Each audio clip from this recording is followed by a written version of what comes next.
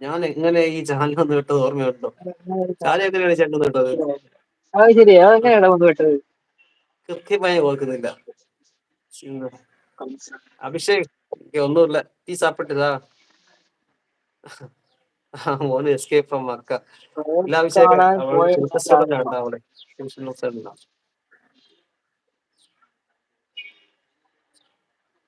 അത് ശരിയാണ്. പെൺകുട്ടി ഉള്ളപ്പോൾ ഒറ്റയ്ക്ക് അവിടെ വലിയ ബാഡ് പെൺകുട്ടി കമന്റ് ഒറ്റയ്ക്ക് എഴുതുന്ന ഇതിലാണ് ഏറ്റവും കൂടുതൽ ബാഡ് കമന്റ് വിടുക. കാരണം റെസ്പോണ്ട് ചെയ്യില്ല, അല്ലെങ്കിൽ ഇതൊക്കെ എന്ത് വലിയ നമ്മുടെ സമൂഹത്തിന്റെ ഒരു തെറ്റായ അതുകൊണ്ട് ധാരണ. അല്ലല്ല, അതുകൊണ്ടാണ് നമ്മളെ ഈ സ്ക്രീൻ കാസ്റ്റ് ചെയ്യുന്നത്. അതുകൊണ്ടാണ് സ്ക്രീൻ കാസ്റ്റ് ചെയ്യുന്ന അതോട്ട് ഇരിക്കട്ടെ. ഞാൻ പറഞ്ഞു നമ്മുടെ സമൂഹത്തിൽ ഈ പറഞ്ഞ കുറച്ച് മെയിൽ ഷോഗൻസിനുള്ള തെറ്റായ ധാരണ എന്താണെന്നറിയോ?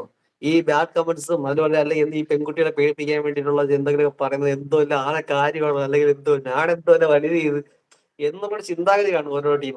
ഇത് കണ്ടു കഴിഞ്ഞാൽ ഇവരുടെ പട്ടി വരെയാണ് ഈ ടീം കിട്ടുന്നതെന്നോ അല്ലെങ്കിൽ ബാക്കിയുള്ള കാണുമ്പോൾ ഇവൻ വെറുമില്ല ഫ്ലഗോ ആണെന്നുള്ള ചിന്തിക്കുന്നില്ല ഈ ഇവന്മാർ. ഞാൻ ഇന്നത് കമന്റ് ഇട്ടു, അവളെ എന്താ കമന്റ് അവൾ പേടിച്ചത് റെസ്പോണ്ട് ചെയ്യുന്നില്ല. ഇനിയിപ്പോ റെസ്പോണ്ട് ചെയ്താൽ ഞാൻ അപ്പുറത്തെ വിളിക്കും. ഇതൊക്കെ അവരെന്തോ അവാർഡ് കിട്ടുന്ന രീതിക്കുള്ള ചിന്താഗതിയാണ് ഇപ്പോൾ സൊസൈറ്റിയുള്ളത്. പക്ഷെ ബാക്കിയുള്ള ഈ പറഞ്ഞ 100 പേര് കാണുന്നുണ്ടെങ്കിൽ ആ 100 പേരെ മനസ്സിൽ ഇവ ഏതായി വേട്ടാവാളി എന്നാണ് ചിന്തിക്കുന്നത്. ശിവ വിചാരിക്കുന്നത് വെച്ചാൽ ഞാൻ ഇങ്ങനെ കമന്റ് ഇടുമ്പോഴത്തേക്ക് എന്നെ ഇപ്പൊ പുലിയാണ് എന്നാണ് മറ്റുള്ളവർ വിചാരിക്കുന്നതാണ് ഇവരുടെ ഒരു ചിന്താഗതി. കോപ്പുമില്ല. എന്തൊക്കെ എന്ന് മാറും വന്നു ഇതൊക്കെ.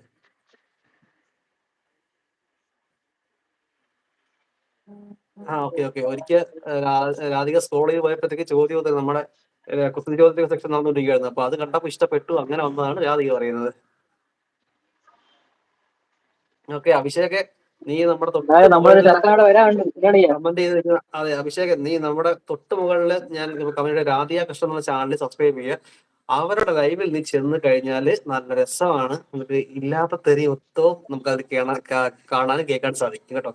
നട്ടമാതി സ്ക്രോൾ ചെയ്ത് പോയപ്പോ ഈ ഡോർ വന്ന് കൊട്ടി നോക്കി. അപ്പോൾ ഒരാൾ എന്നോട് പേരെന്താ ഊരെന്താന്നൊക്കെ, അങ്ങനെയാണ് പരിചയപ്പെട്ട് ഇവിടെ ഞാൻ കൂടി. ഓഹോ, ഓക്കെ അങ്ങനെ നമ്മളെ അങ്ങനെ പേര് പോലും കൂടിയാണ്. ചോദിച്ചു.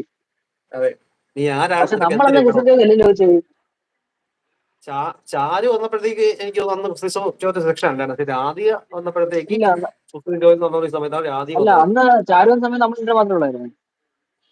അന്ന് ഞങ്ങൾ രാത്രി അങ്ങോട്ട് ഇട്ട് മാത്രം. ഓക്കെ. ഒരിക്കൽ ഒരു പാതിരാത്രി ഉറക്കം വരാതെ മൊബൈലിൽ സ്ക്രോൾ ചെയ്ത് യൂട്യൂബിൽ സ്ക്രോൾ ചെയ്യുമ്പോഴത്തേക്കാണ് ചാരു ഞങ്ങൾ ലൈവ് ചെയ്ത് വിട്ടത്. അപ്പൊ ഞാൻ ചോദിച്ചു, അപ്പൊ നീ ആരാ, നിനക്ക് എന്തൊരു വേണോന്ന്. അപ്പൊ ചാരു പറഞ്ഞു ഞാൻ ദുബായിലുള്ളതാണ്, എനിക്ക് ആപ്പാടെ ബോറടിച്ചിരിക്കുകയാണ്. ചാനൽ ക്ലിക്ക് ചെയ്ത് പോകാൻ പറ്റില്ല. ആ പേരിൽ ക്ലിക്ക് ചെയ്യുമ്പോഴത്തേക്ക് ഗോ ടു ചാനൽ എന്ന് പറയുന്ന ഓപ്ഷൻ വരും. എന്നിട്ട് സബ്സ്ക്രൈബ് ചെയ്യുക. ആ ചാനൽ അതായത് പേര് രാധികൃഷ്ണന്റെ പേരിൽ നമ്മൾ ക്ലിക്ക് ചെയ്യുമ്പോഴത്തേക്ക് ഗോ ടു ചാനൽ എന്നൊരു ഓപ്ഷൻ വരും. സോ എന്നിട്ട് അതിന് നേരെ ഡയറക്റ്റ് തൊട്ട് ചാനൽ സബ്സ്ക്രൈബ് ചെയ്യുക. Notification button enable ആക്കിയിടുക.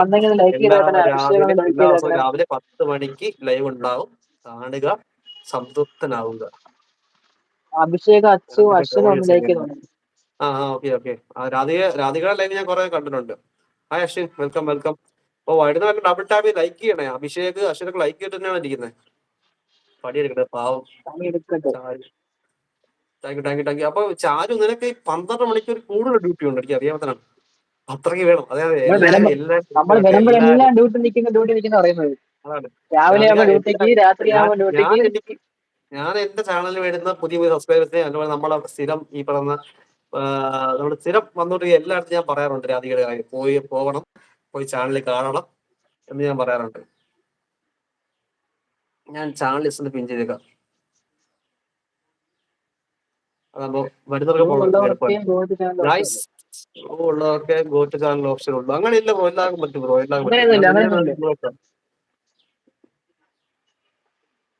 അങ്ങനെയൊന്നുമില്ല ബ്രോ, അങ്ങനെയൊന്നുമില്ല, എല്ലാവർക്കും പറ്റുള്ളൂ. ഞാനിപ്പോ പിൻ ചെയ്തിട്ടുണ്ടല്ലോ, ആ ചാനൽ ലിസ്റ്റ് പോയിട്ട് നീ ഒന്ന് സബ്സ്ക്രൈബ് ചെയ്തിട്ട് നാളെ മുതലുള്ള അവൻ ലൈവിൽ നിന്ന് കയറി നോക്കിയാണ് എന്ത് രസമാണെന്നോ. നല്ല തന്മയത്വം, നല്ല സംസ്കാരം. ഹെഡ്സെറ്റ് വെക്കണം. വാർണിംഗ് സൈൻ ആണ്. പൊതുസ്ഥലങ്ങള് ഇത് ഹെഡ്സെറ്റ് വെച്ച് മാത്രമേ കേൾക്കാം, ഈ ലൈവിൽ പങ്കെടുക്കാൻ പാടുള്ളൂ. അത് രാധിക ഞാൻ ഇന്നലെ പറയണോ വെച്ചിരിക്കുകയാണ്. രാധിക മറ്റേ വാർണിംഗ് ഡിസ്ക്രിപ്ഷനകത്തെ വാർണിംഗ് കൊടുക്കണം. പൊതുസ്ഥലങ്ങളിൽ ഹെഡ്സെറ്റ് മുഖ്യം എന്ന് പറഞ്ഞിട്ടൊക്കെ ചെയ്തത് കുറച്ചുകൂടെ നല്ലതായി, കുറച്ചുകൂടെ റീച്ച് കിട്ടാൻ ചാൻസ് ഉണ്ട് കേട്ടോ. ബാക്കിയുള്ളവർ